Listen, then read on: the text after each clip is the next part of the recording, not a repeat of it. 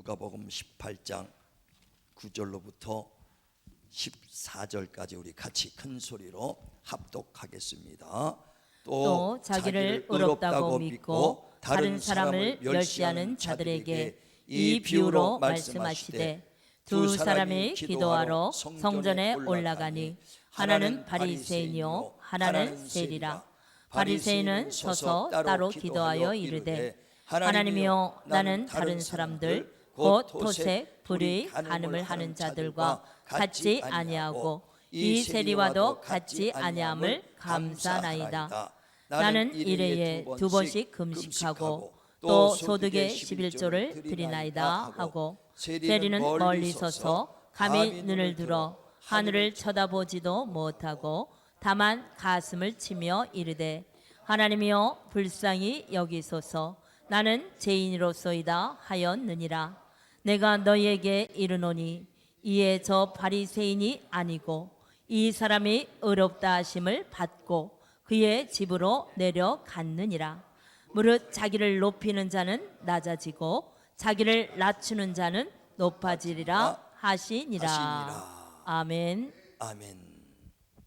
오늘 누가복음 18장 9절에서 14절 본문의 말씀을 중심으로 하나님 앞에 엎드려라, 이와 같은 제목으로 은혜를 나누고자 합니다. 우리 한국 속담에 10길 물속은 알아도 한 길 사람의 마음은 알 수 없다 그랬습니다. 다시 말하면 겉모습만 보고 사람을 알 수 없다는 것입니다. 그 사람을 알려면 겪어봐야 그 사람을 알 수 있다는 것이죠. 이와 같이 하나님 앞에 우리가 신앙을 가졌다, 믿음을 가졌다 할지라도 하나님은 우리 외모를 보고 판단하시는 분이 아니라 우리 중심을 보시는 분이시다는 것입니다. 왜? 겉으로는 아주 정말 우리가 거룩한 모습을 갖출 수 있으나 우리의 속의 마음을 우리가 어떻게 알리요? 그래, 주님은 우리의 중심을 보시는 하나님 걸 믿으시길 바랍니다. 그래, 사람들에게 손가락질을 받고 욕을 먹었던 세리장이 있습니다. 삭개 오른 사람은 사람들한테 좋은 그 인상을 주지 못했어요. 그래서 그 사람을 많은 욕합니다. 그러나 그 여리고에서 예수께서 오실 때 뽕나무에서 예수를 만나려고, 그 주님을 만나려고 뽕나무까지 올라간 사람은 삭개오입니다. 그래, 주님의 눈에 띄어서 내려오라, 내가 너희 집에 거하리라 했을 때 많은 사람들이 저 사람은 죄인인데 어떻게 저 사람 집에 들어가려고 주님이 그러나 생각할 때 그 소리를 들은 삭개오가 그러죠. 정말 내가 그 토색한 거 있으면 4배나 갚을 것이고 가난한 사람에게 내 재산의 절반을 나눠주겠다는 겁니다. 그 사람은 사람들에게 보기에는 별로 그 믿음이 없이 별로 그래 사람들의 칭찬받을 사람이 아닌 것 같은데도 믿음만큼은 어떻게 하더라도 주님 만나려고 내 재산의 절반을 들여서라도 정말 내가 토색한 것 있으면 4배를 갚더라도 주님을 모시겠다고 주님을 사모하는 마음을, 주님을 따르는 마음이 있습니다. 반대로 아주 겉으로는 바리새인처럼 거룩한 것 같고 하나님의 말씀을 따르며 순종하는 자 같아요. 어떤 젊은 청년이 예수께 와서 묻습니다. 주여, 어떻게 영생 얻으리까? 그때 예수께서 말씀합니다. 살인하지 마라, 도둑질하지 마라, 간음하지 마라, 내 이웃을 거짓 증거하지 말고 내 부모를 공경하라. 네, 다 지켰나이다. 얼마나 잘 지켰습니까? 그러면 네 이제 재물을 가난한 사람에게 나눠주고 나를 따르라 했을 때 그가 부자인 거로 근심하며 주님을 떠나갔다 그랬습니다. 겉으로는 아주 거룩합니다. 하나님 말씀을 따라 사는 것 같습니다. 그러나 나를 따르라 했을 때는 그가 부자인 거로 주님을 떠나갔다 그랬어요. 진실로 우리 겉모습만 보고 그가 신앙이 있는지 믿음이 있는지 어찌하리요? 정말 우리의 겉모습을 보는 것이 아니라 주님은 중심을 보시는 하나님 걸 믿으시길 바랍니다. 그래, 오늘 본문에도 2 사람이 하나님 앞에 섰더라 그랬습니다. 하나는 바리새인이요 하나는 세리로다. 겉모습으로 바리새인들은 의롭다고 하는 사람입니다. 세리는 죄 많다는 한다는 사람입니다. 그런데 2 사람이 다 하나님 앞에 섰더라 그랬습니다. 근데 바리새인은 하나님 앞에서 말하죠. 주여, 나는 일주일에 2번씩 금식도 하고 11조도 드리고 저 세리와 같이 불의하지 아니하고 탐욕하지 아니하고 간음하지 아니했습니다 하면서 자기 의를 드러냅니다. 그러나 세리는 멀리 떨어져서 주여 나는 죄인입니다, 나의 죄를 용서해달라고 간절히 주님 앞에 회개하며 눈물로 기도할 때 하나님께서 그 세리를 먼저 의롭다고 했다. 왜? 누가 두 사람 중에서 진정 하나님 앞에 서 있는 자인가? 둘 다 하나님 앞에 서 있다고 말은 하지만 누가 진정 하나님 앞에 서 있는 자냐는 거예요. 로마서 3장 10절에 보면 이 세상에 의인은 없나니 한 사람도 없다 그랬습니다. 예수께서 하나님 말씀 전할 때 바리새인이 그 간음하다 잡힌 여자를 데리고 와서 예수께 호소합니다. 송사를 하죠. 율법에는 이런 여자는 돌로 쳐 죽이라고 하는데 당신은 어떻게 하겠습니까? 할 때 예수께서 시험하는 줄 알고 땅에다가 글을 씁니다. 살인하지 마라 하면서 화살표면서 마음으로 미워만 해도 살인한 자다. 담심하지 마라, 마음으로 도둑질하지 마도 그것도 도둑질하는 것이다.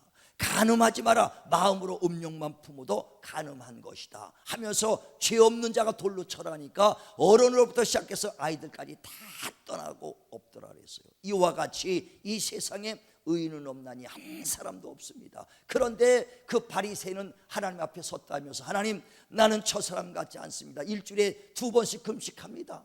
11조 드립니다. 정말 나는 온전히 살았습니다 하고 하나님 앞에 말하는 그 바리새인과 세리는 멀리 떨어서 나는 죄인입니다 하고 쓴 사람, 진실로 두 사람이 하나님 앞에 섰다고 얘기하지만 진정으로 하나님 앞에 서 있는 자는 누구냐? 세리라는 것입니다. 바리새인은 누구 앞에 서 있느냐? 사람들 앞에. 그렇죠, 사람들보다는 그 바리새인이 좀 의롭다고 할 수 있겠지만은 진실로 하나님 앞에 선 자는 누가 의롭다고 할 수 있는 사람이 누가 있겠습니까? 그래 세리는 나는 죄인입니다고 하나님 앞에 진실로 엎드려 기도할 때 이 사람이 진정 하나님 앞에 서 있는 자다. 이 사람이 진실로 하나님 앞에 무릎 꿇고 엎드린 자다. 세리에게 평안이 있을지어다. 그에게 은혜를 베풀어 주시고 죄사함 해 주시고 용서해 준 걸 믿으시길 바랍니다. 그래 우리는 내 의로 하나님 앞에 설 수 있는 것이 아니라 하나님의 은혜로 서길 주의 이름으로 축원을 드립니다. 그래 누가 은혜를 받습니까? 누가 하나님의 은혜를 받습니까?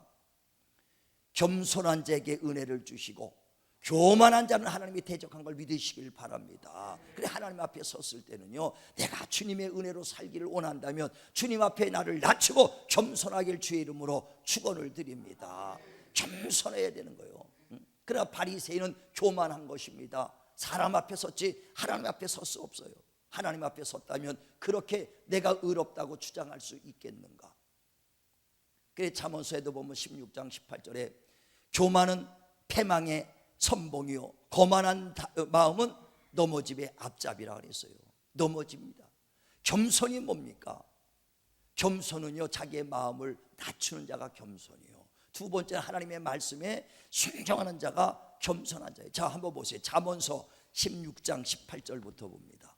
잠언서 16장 18절부터 봅니다. 자 우리 같이 한번 합동합니다. PPT에 보면서 시작. 교만은 패망의 선봉이요 거만한 마음은 넘어짐의 앞잡이니라. 겸손한 자와 함께하여 마음을 낮추는 것이 교만한 자와 함께하여 탈취물을 나누는 것보다 나으니라. 삼가 말씀에 주의하는 자는 좋은 것을 얻나니 여호와를 의지하는 자는 복이 있느니라. 아멘. 아멘. 자 교만은 패망의 선봉이요 아주 패망하는데 앞에 서 있다 이거예요. 거만한 자는 넘어짐의 앞잡이라. 근데 겸손은 뭐냐? 마음을 하나님 앞에서 낮추는 자라 그랬습니다. 낮춘다는 것은 뭐냐면 내 스스로 살 수 없는 것을 고백하고 하나님 앞에 겸손히 엎드려서 그 하나님께 구하는 기도하는 자가 겸손한 걸 믿으시길 바랍니다. 그래서 자기를 낮추는 자라 이거예요. 나는 혼자 스스로 살 수 없습니다. 오직 하나님의 도움 없이는 살 수 없습니다. 하나님께 낮추는 자 되길 주의 이름으로 축원을 드립니다. 이런 자에게 은혜를 주시는 거예요. 두 번째 겸손이 뭐냐? 하나님 말씀을 의지하는 자라 그랬어요. 하나님 말씀에 순종할 때 하나님께서 그를 의지하는 자에게 복을 더하시리라. 우리는 내 의로는 살 수 없으니 하나님 앞에 겸손하셔서 하나님 당신의 도움 없이는, 당신의 용서 없이는 살 수 없으니 나를 불쌍히 여기달라고 우리의 마음을 낮추고 하나님 앞에 기도로 엎드리시길 주의 이름으로 축원을 드립니다. 또 하나님, 내 생각대로 하는 것이 아니라 말씀을 쫓아 살고 하나님의 말씀에 의지하여 살 때 이게 겸손이요, 그런 자에게 은혜를 베푸시는 하나님이시다. 그래 이스라엘 백성들이요, 교만한 자가 아주 신앙생활하고 하나님을 믿는 하나님의 백성이다, 하나님의 자녀라고 하면서도 교만한 마음이 꽉 찼다는 거예요. 그래 에레미야 2장 13절에 하나님이 그들을 책망하지 않습니까? 내 백성이 두 가지 악을 행했으니 하나는 생명의 근원 대신 하나님을 떠나간 것과 터진 웅덩이를 스스로 채우려고 하는 것이다.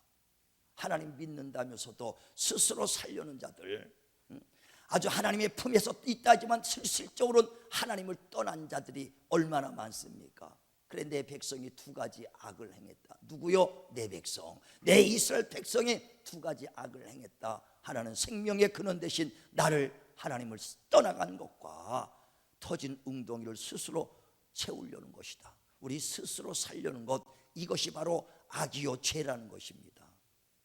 그래 최초의 악이요 스스로 살려오는 것이 누구냐? 바벨탑 사건 아닙니까? 창세기 11장에 보면은 그 홍수가, 노아의 홍수가 끝난 다음에 많은 번성하며 충만하며 많은 수가 이제 번성됐습니다. 그때 사람들이 모여서 이제 다시 홍수가 나올지라도 우리는 홍수에 떠내려가지 말고 든든히 우리끼리 잘 뭉쳐 살자 해서 사람들이 힘을 합쳐서 탑을 쌓습니다. 어디까지? 하늘을 올라갈 때까지 쌓아보자는 거예요. 그래서 바벨탑을 쌓는 걸 보고 하나님이 그들을 보고 언어를 혼란스럽게 하니까 그 바벨탑을 짓다가 포기했다. 이 바벨은 너희들이 스스로 하나님 의지하지 아니하고 너희들이 스스로 살려고 하는 것, 이게 바로 교만이요, 이것이 바로 바벨탑 사건이라는 겁니다. 왜 그들이 홍수가 났는가를 깨달아야죠. 왜 홍수가 나서 인생들을 몰아냈는가를 깨달아야죠. 그걸 깨닫고 돌이켜야 되는데 그것을 이겨보려고 스스로 살려는 것이 바벨탑 사건이라는 것입니다. 사무엘 하에 보면 24장 9절부터 많은 다윗의 이제 공력이 나오는데, 다윗이 이스라엘 중에서 가장 훌륭한 왕으로 이렇게 이제 모든 사람 앞에 그 역대 기록에 기록이 되어 있습니다. 그런데 다윗 왕이 한 번에 여러분 실수한 중에서 하나가 뭐냐면 바로 사무엘하 24장에 보면 9절에 그 말씀이에요. 다시 말하면 이제 나라를 확장시키고 나라가 편안해지기 시작합니다.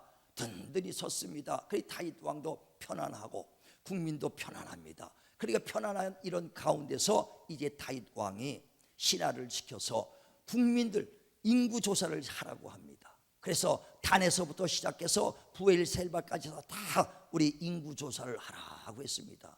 인구 조사를 했던 목적은 뭐냐? 지금 우리 칼을 쓰는 사람, 싸울 만한 사람, 청년들이 몇 명이나 되는가, 그걸 조사하는 거예요. 그래서 사무엘상 하 24장에 보면 9절에 그가 조사하고 돌아왔더니 그 칼을 쓸 수 있는 사람이 이스라엘 민족이 80만이요 유다가 50만 130만이란 그 많은 칼을 쓸 수 있는 군인들이 있더라는 거예요. 130만의 군인이라면 대군인이죠. 우리나라도 60만이라도 대군이라는 소리를 하는데 그거에 갑절이 넘는 130만의 군대니 얼마나 든든한 군대입니까? 그래서 이 정도면 누가 쳐들어와도 우리는 능히 우리가 싸워 이길 수 있다. 군대를 알아보려고, 칼 쓰는 사람을 알아보려고 인구 조사를 하는 거예요. 자, 한번 보세요. 사무엘하 24장 9절 봅니다. 자, 시작. 요압이 백성의 수를 왕께 보고하니 곧 이스라엘에서 칼을 빼는 담대한 자가 80만 명이요 유다 사람이 50만 명이었더라. 계속요. 다윗이 백성을 조사한 후에 그의 마음에 자책하고 다윗이 여호와께 아뢰되 내가 이 일을 행함으로 큰 죄를 범하였나이다. 여호와여 이제 간과옵나니 종의 죄를 사하여 주옵소서. 내가 심히 미련하게 행하였나이다 하니라. 아멘. 그러니까 자기가 스스로 이제 나라와 민족을 한번 구해보자, 우리 힘으로 전쟁에서 이겨보자, 그 군대 인구를 세어봤다는 거예요. 그랬더니 칼을 빼며 싸울 만한 사람이 이스라엘의 80만이요 유다 민족이 50만, 130만의 인구가 있다. 이 정도면 싸울만 하겠다는 것입니다. 그때 그 다윗이 깨달아서, 야, 내가 여지까지도 하나님이 나를 도와서 여지까지 싸워 이겼는데 내가 스스로 살려는구나. 그리고 가질한 그 선지자가 와서 말합니다. 다윗 왕이요, 왜 이렇게 순식간에 교만해졌습니까? 그 가나안 땅을 정복하고 나라가 편안한 것도 하나님이 함께 해주신 것 아닙니까? 싸우러 나갈 때마다 하나님께서 역사해 주셔서 이 전쟁은 너희께 속한 것이 아니라 하나님께 속했다고 하고 하나님께서 역사해 주셔서 여지까지 다 모든 전쟁에서 승리하고 편안해졌는데 왜 스스로 그 군대를 인구 조사를 해가지고 칼 쓰는 사람, 싸울 만한 사람이 얼만가를 파악했느냐? 당신이 이 범죄한 것 때문에 하나님께서 이제 재앙을 내릴 것이다 그랬어요. 그러면서 세 가지 재앙을 내릴 것이니 세 개 중에서 택하라는 겁니다. 첫째는 7년의 대흉년을 줄 테니 흉년을 택할 것이냐는 거예요. 그랬더니 야, 흉년 7년 대흉년이면 야곱도 애굽에서도 그렇게 고난받을 때 7년 대흉년 때 살아남은 사가 없고 고통 속에 있었는데 이건 안 되겠다 해서 다른 것은 뭐 없냐? 그러면 3개월 동안 당신이 적군한테 도망다니는 신세가 되는 건 된다. 그랬더니 가만 생각하니까 3개월을 도망다니는 건 사울 왕 때도 얼마나 많이 도망다녔는지 도망다녔을 때의 그 괴로움을 하니까 아, 이거 말고 딴 것도 없냐? 그랬더니 그러면 3일간 재앙을 줘서 온욕을 주겠다는 거예요. 모든 질병을 내겠다. 이건 3일이야. 그래, 거꾸로 매달려도 3일은 가겠지. 이거 주세요. 그랬더니 3일간에 그 재앙이 와갖고 온욕으로 쓰는데 3일 동안에 7만 명이 죽었더라는 거예요. 요번에도 코로나 사건 때문에 정말 얼마나 많은 사람들이 그 확진자가 나오고 죽은 사람이 있습니까? 그러나 그 중국에서 죽은 사람은 2천 몇백만 밖에 아니야. 3천 명도 안 됩니다. 근데 7만이 죽었다는 거예요. 7만이 죽었으니 얼마나 길거리에 3일 동안에 죽었으니 바바바박 쓰러져 죽는 사람들이 얼마나 많은 사람이 죽었겠어요. 엄청나죠. 그때서 깨달은 거예요. 하나님, 나는 죄인입니다. 나와 내 가족, 내 집안을 멸해서라도 우리 백성들을 살려주소서. 그때 진실로 회개한다 이거예요. 그때 하나님께서 회개하는 그 다윗의 기도서를 들고 마음을 바뀌어서 끝냈다라 그랬습니다. 우리가 재앙을 당할 때 바벨론이 무너졌을 때 이유가 있죠. 왜? 하나님의 사람이 정말 그 하나님이 보시기에 얼마나 악했으면 사람 지은 것을 한탄했다고 했을 정도입니까? 그 바벨탄 사건이 그 인간의 교만 때문에 그것이 무너진 걸 깨닫지 못하고 또 다윗이 재앙이 일어났던 것도 왜 일어났느냐? 자기 교만 때문에 일어난 것이다 이거예요. 그래서 우리가요, 재앙이 일어나는 것은요, 이런 저주가 까닭 없이 일어나는 것은 아무것도 없어요. 다 이유가 있는데 우리가 그 이유를 아느냐 이유를 모르느냐 차이예요. 그래 잠언서 26장에도 보면은 2절부터 까닭 없는 저주는 없다 그랬어요. 자, 한번 보세요. 잠언 26장 2절부터 봅니다. 잠언 26장 2절. 자, 시작. 사람의 행위가 자기 보기에는 모두 정직하여도 26장이요. 잠언 26장. 자, 2절 시작. 까닭 없는 저주는 참새가 떠도는 것과 제비가 날아다니는 것 같이 이루어지지 아니하느니라. 말에는 채찍이요 나귀에는 재갈이요 미련한 자의 등에는 막대기니라. 아멘. 자, 까닭 없는 저주가 없는 거예요. 새들이 날아다니듯이 참새가 제비가 날아다니듯이 그냥 허공을 날아다니는 것이 아니다. 다 까닭이 있다는 거예요. 그래서 미련한 자에게는 등에다가 막대기를 친다, 징계를 하는 겁니다.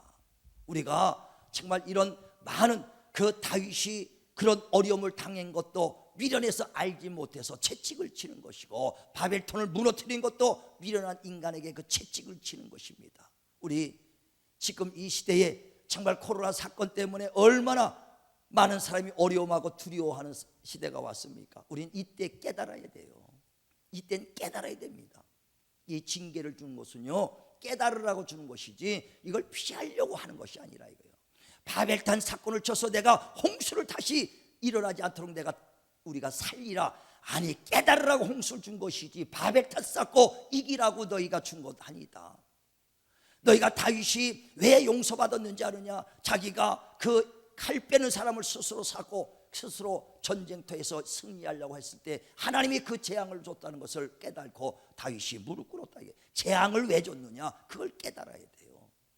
코로나 사건이 왜 있는가? 그걸 깨달아야지. 어떻게 해서도 마스크 쓰고 약 먹고 피하고 사람들 간의 경계를 끝나고 나라와 나라 간의 그것은 모든 경계로서 교류를 끝내버리고 사람과 집안 사람 꼼짝하지 말고 내가 견뎌서 이기라고 하나님이 한 것이 아니라 재앙을 통해서 깨달으라고 준 것을 깨닫길 바랍니다. 그러니까 징계는 뭐냐? 너희의 구분다리 잘못된 길을 바로 가라고 깨닫게 하려고 준 것이지 그 싸워 이기라는 것이 아니에요. 우리가 이겨야죠. 그러나 근본 깨닫길 주의 이름으로 축원을 드립니다. 자, 히브리서 12장 보세요. 11절부터 봅니다. 히브리서 12장 1절 11절 히브리서 12장 11절 징계가 왜 징계를 줬는가? 자, 히브리서 12장 11절 시작. 무릇 징계가 당시에는 즐거워 보이지 않고 슬퍼 보이나 후에 그로 말미암아 연단 받은 자들은 의와 평강의 열매를 맺느니라. 그러므로 피곤한 손과 연약한 무릎을 일으켜 세우고 너희 발을 위하여 곧은 길을 만들어 저는 다리로 하여금 어그러지지 않고 고침을 받게 하라. 아멘. 아멘. 자, 징계를 주신 목적은 뭐냐? 너희 굽은 다리를 바르게 해서 정말 곧게 길을 만들려고 바로 세우려고 하는 것이다 이거예요. 이런 환난과 이런 재앙을 통해서 우리가 이기는데 거기에 목적을 두는 게 아니라 이겨야지요. 당연히 이겨야죠. 그러나 근본은 뭐냐? 깨달으라는 거예요. 깨달아야 되는 겁니다. 우리가 이번 통해서 정말 우리 자신을 발견하고 허물을 발견하고 왜 이런 재앙이 왔는가 돌이켜보는 깨달아가는 귀한 시간들 되길 주의 이름으로 축원을 드립니다. 우리 크리스찬들이 우리 예수 믿는 자들이 성직자들이 얼마나 타락하고 방탕했으면 하나님께서 이런 어려움을 주셨는가? 우리는 우리 스스로가 우리 깨달아야 돼요. 중세기 때 가톨릭이 얼마나 부패했습니까? 얼마나 부패했습니까? 면죄부 팔았고 돈을 많이 걷어들였고 성직자들이 아주 호랑방탕하게 했습니다. 그 돈으로 얼마나 큰 성전을 졌습니까? 지금까지도 남아있는 수백 년 된 그 성전을 졌습니다. 그리고 난 다음에 성직자들이 자기 의를 드러내기 시작합니다. 그게 자기의 의로 착각을 하는 거예요. 얼마나 방탕합니까? 성도들은 나는 면죄부를 주고 나는 의로 샀다 이거. 죄를 사했으니 나는 누가 죄를 물을 자가 없다. 성도는 성도대로 타락하고 성직자는 성직자로 타락. 지금 바로 크리스찬이 우리 기독교에서 목사들 정말 지도자들부터 회개해야 되고 우리 성도들이 회개해야 되는 것을 깨닫길 주의 이름으로 축원을 드립니다. 과연 너희가 믿음이 있는가? 진실로 내가 겸손하게 살았는가? 하나님 앞에 마음을 진실로 낮추며 기도하며 주님의 도움을 받고 살았는가? 아니면 말씀을 쫓아 하나님을 의지하며 살았는가? 우리가 교만하지 않은가? 하나님은 교만한 자를 대적하시고 겸손한 자에게 은혜를 주시는데 내가 하나님의 은혜 없이 내가 살 수 있는가? 정말 우리 겸손하게 주님 앞에 다시 돌아가기를 주님의 이름으로 축원을 드립니다. 진정한 겸손은 뭐냐? 하나님 앞에 내 마음을 낮추시길 바라고 하나님의 말씀을 의지하며 사는 것이 진정한 겸손이다. 이런 자에게 하나님이 복을 내려주신다. 우리가 이번 코로나19 사건을 통해서 남을 탓할 필요가 없어요. 중국에서 왔다 어디서 왔다 남을 탓할 필요 없어요. 우리는 우리 자신을 깨닫고 나를 돌아보시길 바랍니다. 돌아보시길 바랍니다. 정말 그래서 진실로 하나님 앞에 회개하고 자복해야 됩니다. 자복해야 돼요. 사람이 몸이 아픈 것도요 갑자기 오지 않습니다. 뇌출혈로 쓰러는 것도 징후가 있죠. 뇌출혈로 쓰러기 전에 사람이 어지럽다든가 자꾸만 말을 헛하든가 이렇게 미리 징후가 있는 것과 같이 이런 세상의 처처의 기근과 지진이 일어나고 이런 재앙으로서 있는 걸 우리가 빨리 깨달으라는 징후를 준 것인 걸 깨달으시길 바랍니다. 그래 정말 이런 선포를 통해서 깨달아야 돼요. 베드로가 하나님의 말씀을 전할 때 얼마나 많은 사람이 깨닫고 돌아옵니까? 너희가 죽인 예수 하나님이 살리셨다. 그가 우리의 구원주요 우리의 주가 되시며 하나님의 아들이라고 얘기할 때, 설교할 때 많은 사람이 그 예수님을 십자가에 죽이는데 앞장섰던 그 사람들이 그걸 깨닫고 바리새인들과 유대인들이 회개하고 돌아오잖아요. 그러면 형제들이여 우리가 어찌할꼬? 그러면 우리가 어찌할꼬? 우리가 주를 죽이는데 앞장섰으니 너희가 죽인 예수 하나님이 살렸다고 그랬는데 그가 우리의 구원주라고 그랬는데 그럼 우리는 어찌할꼬 하고 회개하고 돌아오지 않습니까? 우리는 이 경고소리를 듣고 어찌할꼬 하나님께 돌아가기를 주의 이름으로 축원을 드립니다. 진실로 돌아가지 않으면 안 되는 것.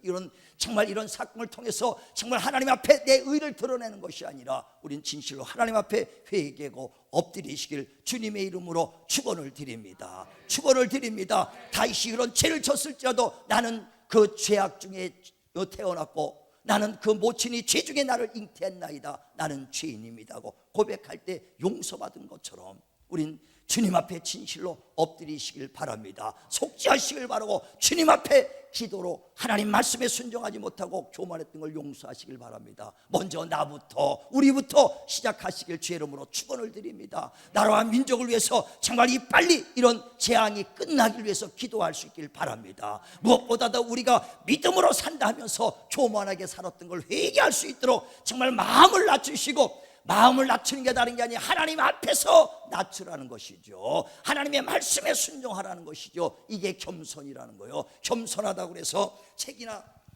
아주 겸손한 척하면서 몸 비비꼬면서 할렐루야, 이게 행동이 겸손한 것이 아니에요. 하나님은 외모 보시지 않고 중심 보시는 하나님 걸 믿으시길 바랍니다. 정말 마음으로 겸손하셔서 기도로 하나님 앞에 나가시고 말씀에 순종하시고 나가시길 바랍니다.